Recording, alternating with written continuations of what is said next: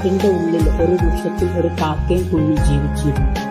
ആ വഴി കൂടെ ഒരു കുറുക്കൻ കടന്നു വരികയും വളരെ ക്ഷീണിതനായിക്കൊണ്ട് ആ മരച്ചോട്ടിൽ അദ്ദേഹം കിടന്നുറങ്ങുകയും ചെയ്യും. അതിരാവിലെ കുറുക്കനെ എഴുന്നേറ്റ് നോക്കുമ്പോൾ കാക്ക പോയ തക്കം നോക്കി കാക്കയുടെ പോക്കില് മുട്ടയിടുവാൻ കടന്നു വന്ന കുയിലിനെ നോക്കി കുറുക്കൻ ചോദിച്ചു, എത്ര നാളായി നീ ഇങ്ങനെ മറ്റുള്ളവരുടെ ചിലവിൽ മറ്റുള്ളവരെ ആശ്രയിച്ച് ജീവിക്കുന്നു? സ്വന്തമായി നീ ഒരു തീരുമാനമെടുത്ത് സ്വന്തമായി എന്തെങ്കിലും ഒരു കൂടുണ്ടാക്കിയിട്ടുണ്ടോ എന്ന് ചോദിച്ചു. കുറുക്കൻ ഈ വാക്കുകൾ പറഞ്ഞിട്ട് യാത്ര തുടർന്നു. അല്പനേരം കുയിൽ ചിന്തിച്ചു.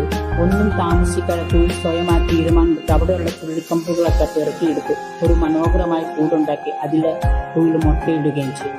ഈ കഥ നമ്മളെ പഠിപ്പിക്കുന്ന ഒരു കാര്യമുണ്ടോ? ഇനിയെങ്കിലും നിങ്ങൾ ഉണരണം.